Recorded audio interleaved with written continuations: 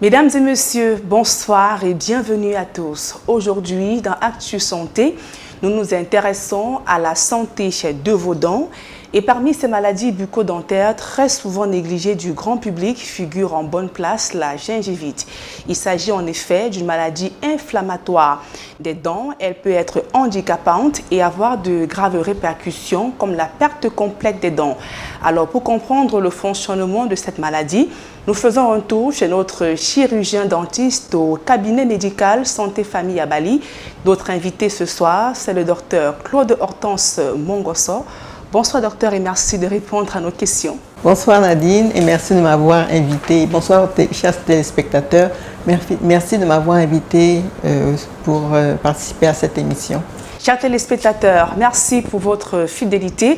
On se retrouve tout juste dans quelques secondes pour comprendre la gingivite. Docteur Claude Hortense Mongoso, la gingivite, qu'est-ce que c'est exactement? La gingivite, c'est l'inflammation de la gencive. Et la gencive, qu'est-ce que c'est? La gencive, c'est la partie de la muqueuse bucco-dentaire qui entoure la dent. Alors, et comment reconnaître une gingivite? Une gingivite se présente comme les saignements dans la bouche, ou spontanés, ou bien au brossage. Et les gencives sont enflées.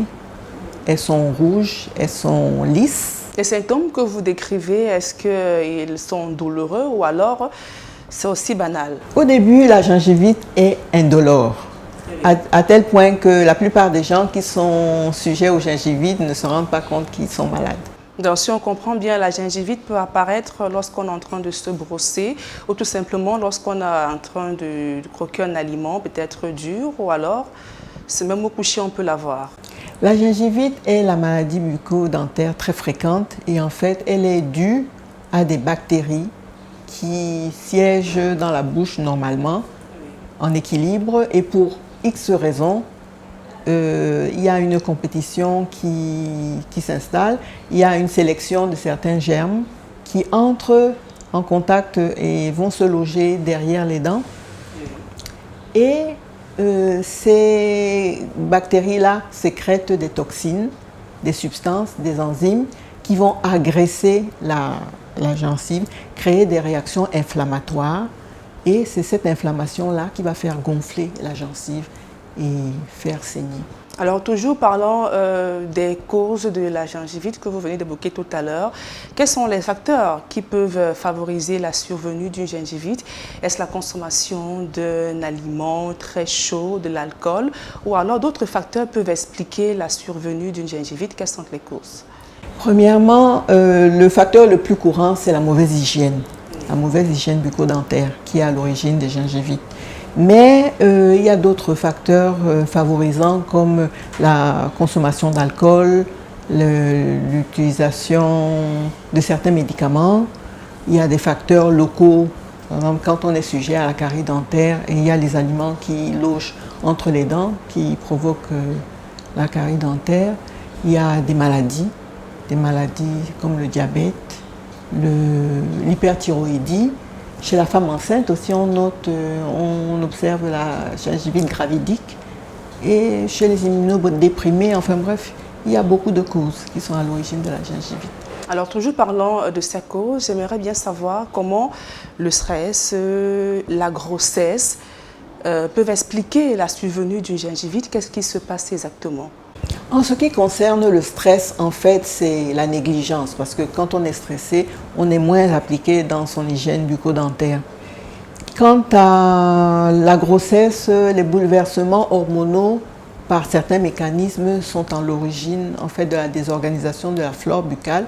Et certaines bactéries attaquent particulièrement les gencives. Est-ce que la mauvaise haleine, elle joue également un rôle dans la survenue d'une gingivite? Bien sûr, bien sûr. En fait, la mauvaise haleine est la conséquence en fait, de la gingivite. Parce que la gingivite, comme je l'ai dit, c'est des saignements dans la bouche qui séjournent et le sang fermente. Et quand il fermente, il est à l'origine d'une mauvaise odeur, d'où la mauvaise haleine. En dentisterie, nous appelons cela l'halitose. Donc si on comprend bien, les fumeurs peuvent également rejoindre le registre des personnes à risque pouvant faire une gingivite? Tout à fait, mais le mécanisme est différent parce que le tabac a pour conséquence d'agir sur les capillaires sanguins, donc les petits vaisseaux, et d'entraîner une mauvaise irrigation de la gencive. Et par-delà, donc, la gencive devient sèche et elle est plus sujette aux agressions bactériennes et à la gingivite. Si on comprend bien, en gros, c'est la mauvaise hygiène bucco-dentaire qui est la principale cause de la gingivite. Principalement pour la gingivite la plus simple, la plus classique, quoi. D'accord. Est-ce une maladie fréquente dans le registre des maladies bucco-dentaires que vous enregistrez déjà?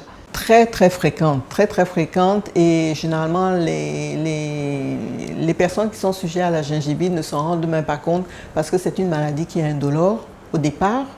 Elle est indolore, on s'accommode facilement du tartre. Le tartre, c'est en fait, à l'origine, il y a la plaque dentaire. La plaque dentaire, c'est une pellicule qui se dépose derrière les dents après le repas, dans laquelle se précipitent les bactéries, les restes alimentaires. Et à un certain moment, cette plaque récupère également les sels minéraux qui sont contenus dans la salive et se minéralise. En ce moment, elle prend le nom de tartre.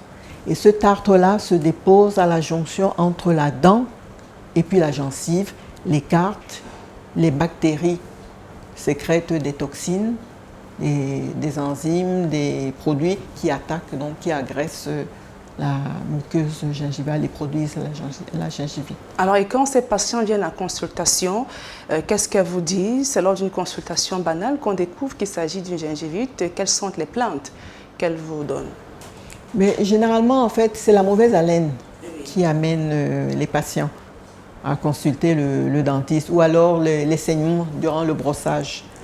Ils disent que lorsque je me brosse les dents, je saigne. Donc, nous utilisons une sonde qui est graduée, ça s'appelle la sonde parodontale, pour voir si la gingivite est juste au niveau superficiel ou alors s'il y a ce qu'on appelle des poches. Les poches, ce sont des espaces qui sont créés lorsque le tartre s'infiltre en profondeur. Mais là, quand il y a des poches qui apparaissent, on n'est plus au stade de la gingivite, on est passé au stade de la parodontite. Alors, on y reviendra forcément sur le stade de la parodontite.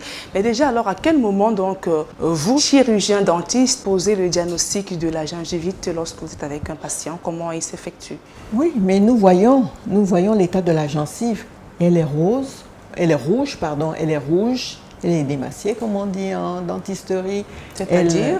Elle est gonflée, elle est rouge, elle saigne au toucher et on voit le tartre qui a sa couleur caractéristique jaune blanchâtre qui est accumulé à la jonction dent-gencive et donc on peut poser le diagnostic de gingivite d'origine tartrique. Alors, quel est donc l'examen qui est préconisé à ce moment? À ce stade-là, au stade de la gingivite, on n'a pas d'examen particulier puisque on constate la gingivite et juste en mettant en route un protocole d'hygiène rigoureuse, en fait, on peut guérir la gencive en faisant un détartrage.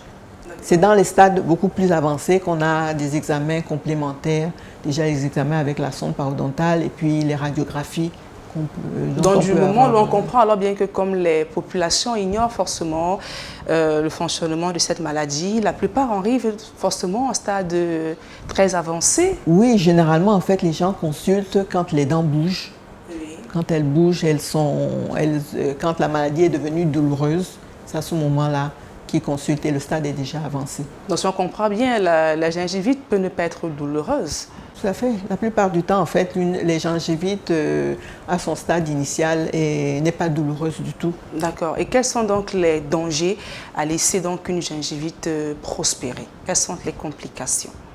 Mais les complications, laisser la gingivite s'aggraver, c'est bien sûr arriver au stade où la dent bouge elle peut s'expulser, mais il n'y a pas que des conséquences qui sont au niveau de la dent, parce que cette gencive qui est enflée, où les vaisseaux sanguins sont gonflés, et les bactéries pénètrent dans la circulation sanguine et peuvent créer des dégâts, et des dégâts au-delà même de la cavité buccale, au niveau de l'appareil cardiovasculaire. Forcément, également, on comprend parmi les signes que vous avez évoqués, la gencive enflée, elle est rouge. Forcément, durant la mastication des aliments, il y a des difficultés à ce niveau. Au stade avancé, oui. Au début, quand il n'y a pas de problème de carie, par exemple, avec des infiltrations entre les dents, à la mastication, il n'y a pas de problème. Il n'y a pas de problème. C'est quand il y a des encombrements dentaires, quand il y a des caries, où il y a des infiltrations des aliments, qu'à la mastication, effectivement, il peut y avoir des douleurs. Alors, j'aimerais qu'on insiste davantage sur l'une de ces complications de la gingivite, qui est la parodontite. Alors, qu'est-ce que c'est exactement? La parodontite, en fait, c'est une gingivite, mais qui intéresse également le tissu de soutien. Le tissu de soutien, c'est quoi? C'est l'os qui entoure la dent, l'os alvéolaire dans lequel la dent se loge, et puis le ligament qui est le lien entre la dent et l'os. Donc l'atteinte de ces éléments-là conduit à l'apparition de la parodontite. Et qu'est-ce qui se passe dans ce moment? Comment ça se manifeste à ce stade de la maladie? À ce stade, la gencive est beaucoup plus rouge, les saignements sont spontanés, tout seul. Le patient peut se réveiller la nuit avec des saignements dans la bouche, ou alors quand on effectue une pression le long de la dent, on peut avoir des saignements, soit même du pus. Et donc, à ce stade-là, avec une mobilité dentaire, on parle de parodontite. Mobilité dentaire, c'est-à-dire? C'est-à-dire que les dents bougent. Quelles sont les autres répercussions de la parodontite sur la santé d'une personne? Mais la parodontite peut déséquilibrer un diabète. Elle a des conséquences, par exemple, chez la femme enceinte, où elle peut être la cause d'accouchement prématuré ou accouchement de bébés de petit poids. Elle peut être, donc, comme je l'ai dit un peu plus tôt, à l'origine de problèmes cardiovasculaires. On appelle les foyers infectieux bactériens. Et puis sinon, chez les immunodéprimés aussi. Alors avant d'évoquer forcément la prise en charge de cette complication, mais avant d'arriver donc à la parodontite, quelle est la conduite à tenir en termes de traitement pour éviter qu'on arrive à la parodontite? Pour éviter, bon, déjà, quand on a constaté la gingivite et tout, la gingivite, c'est une maladie réversible. Donc, si on met en place tout le protocole d'hygiène, on va chez le dentiste qui fait le détartrage, on arrive à freiner, à stopper la maladie et à permettre aux tissus de se régénérer et de retrouver leur bonne santé. Quand on ne consulte pas rapidement le dentiste et on arrive au stade de parodontite et tout, le dentiste a tous les moyens d'exploration pour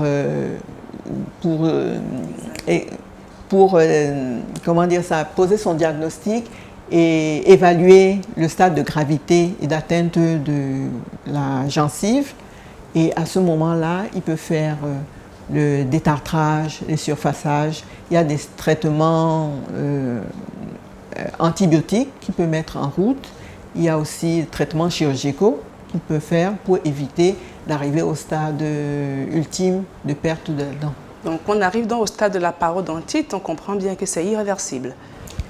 Au début, quand il y a la transition entre la gingivite et la parodontite, il est encore réversible.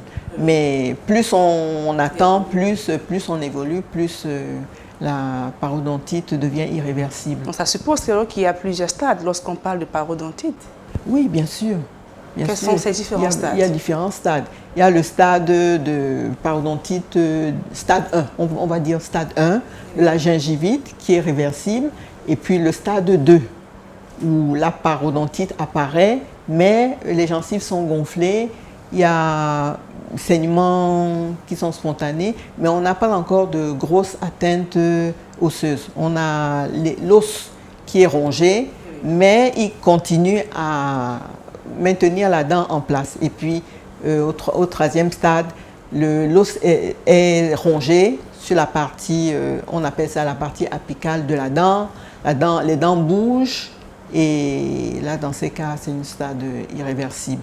Alors, lorsqu'on aboutit donc à la perte complète de la dent, déjà c'est une dent, deux dents ou alors toutes les dents? La gingivite, la parodontite peut être localisée sur une dent ou bien elle peut être étendue sur plusieurs dents.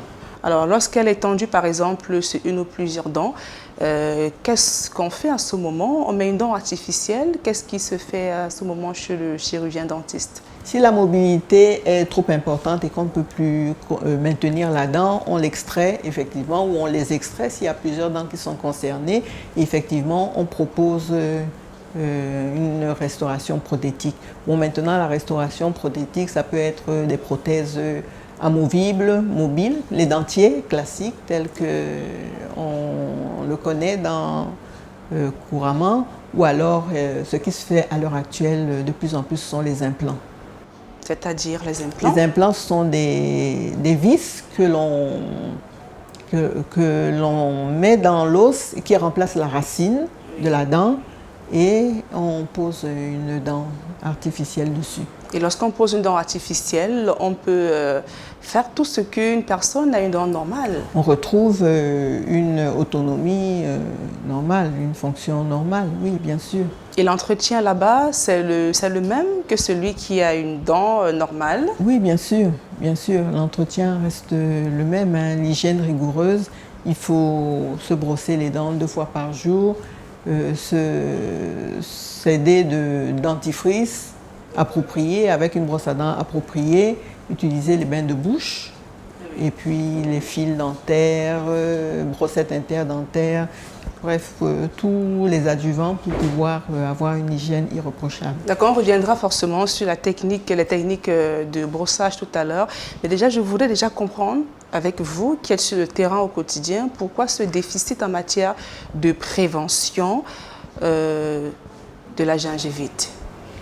Mais en fait, il y a un déficit de prévention parce que les gens ne connaissent pas la maladie. Quand il y a des saignements, ils ne savent pas que c'est une maladie. Ils se disent que c'est passager, que ce n'est pas grave. Ils ne connaissent pas le risque qu'ils encourent. Donc, ils consultent tard. Alors, lorsqu'on fait un tour donc, chez notre chirurgien dentiste, forcément, on a toujours besoin de la technique de brossage, comment s'effectue le brossage quotidien, quels sont les horaires, comment ça se passe exactement?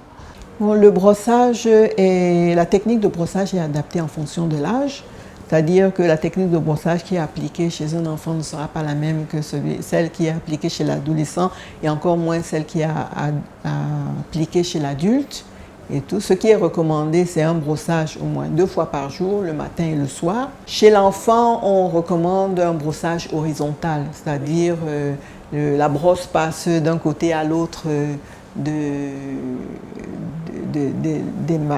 arcades. Oui. Voilà. Chez l'adolescent, on commence à avoir des mouvements circulaires dent par dent et tout. Et puis chez l'adulte, on recommande d'avoir une technique de brossage allant de chaque dent un brossage rotatif. Et si vous avez les moyens, vous pouvez avoir une brosse à dents électrique qui marche tout aussi bien. Alors les heures de brossage, quel est le meilleur timing? Le matin et le soir. Après avoir mangé? Après avoir mangé, bien entendu. Après avoir mangé, parce que en fait, après avoir mangé, on élimine les aliments qui sont le substrat sur lesquels les bactéries qui sont dans la bouche vont se nourrir pour composer la plaque, comme je l'ai expliqué plus tôt, et puis être à l'origine de la gingivite. Donc il faut toujours se brosser après les repas. D'accord. Et lorsqu'on a affaire à un nouveau-né, quelle est la technique pour aider les mamans? Comment nettoyer la bouche de l'enfant? Tant qu'il n'y a pas de dents, il n'y a pas de bactéries en bouche. Oui. Donc, en fait, les problèmes de gencives, en dehors, bien sûr, des problèmes congénitaux, dans le sens où au moment où une dent pousse, il peut y avoir un problème de gencive, mais les problèmes d'inflammation de gencive, généralement, apparaissent avec l'arrivée des dents. Avec les dents, et quelles sont les personnes les plus touchées, les enfants ou alors les grandes personnes? En principe, la gingivite, c'est une maladie de l'adulte. Il existe bien sûr des formes fulgurantes chez le jeune, chez l'adolescent, chez l'enfant. On appelle les parodontites marginales chroniques juvéniles. Elles sont fulgurantes, mais elles sont rares et elles sont douloureuses. Et tout. La plupart du temps, c'est l'adulte qui est victime de la gingivite. D'accord, on va devoir donc sortir de cette émission. Alors pour le grand public, qu'est-ce qu'il devrait retenir lorsqu'on parle d'une gingivite et d'une parodontite? Alors, ce qu'il faudrait retenir, c'est que la gingivite apparaît. Tout le monde peut être sujet, homme, femme, jeune, moins jeune peut être sujet à la gingivite. Et généralement, elle est indolore, on ne s'en rend pas compte. Donc, le meilleur moyen déjà pour éviter les gingivites, c'est de consulter. Parce qu'on consulte une fois ou deux fois par an le dentiste, qui lui est un spécialiste et qui, dès le départ, va pouvoir diagnostiquer l'existence d'une gingivite et encourager à prendre les mesures adéquates pour éviter qu'il y ait des complications. Ensuite, il faut adopter une hygiène rigoureuse à la maison, se brosser les dents matin et soir, avec utiliser des bains de bouche à la chlorhexidine. Mais les bains de bouche à la chlorhexidine doivent être utilisés maximum une semaine. Donc, maximum une semaine. Sinon, ils désorganisent la flore buccale. La flore buccale, ce sont les bactéries qui sont dans la bouche et c'est un cercle vicieux. Quand la flore buccale est désorganisée, il y a agression de la gencive, apparition de gingivite. Donc, voilà. Recommandez d'utiliser les bains de bouche durant une semaine, pas tout le temps. À la cuisine, quand il y a gingivite. Sinon, il y a les bains de bouche du commerce qu'on appelle cosmétiques, qu'on trouve dans les supermarchés, que l'on peut utiliser tous les jours et qui aident beaucoup pour éviter d'avoir les gingivites. Il y a les brossettes interdentaires, le fil dentaire qu'on utilise pour nettoyer les espaces entre les dents. Et puis, surtout, je reviens là-dessus, il faut consulter le dentiste une ou deux fois par an. D'accord. Merci, Dr Claude Hortense Mongosso, chirurgien dentiste, d'avoir répondu aux questions d'Actu Santé ce soir. Merci, merci. Alors, mesdames et messieurs, c'est ici que nous mettons un terme à cette émission d'Actu Santé sur Equinox Télévision. Merci de nous avoir suivis. On se retrouve mercredi pour un autre numéro. Allez, portez-vous bien et surtout, prenez soin de vous.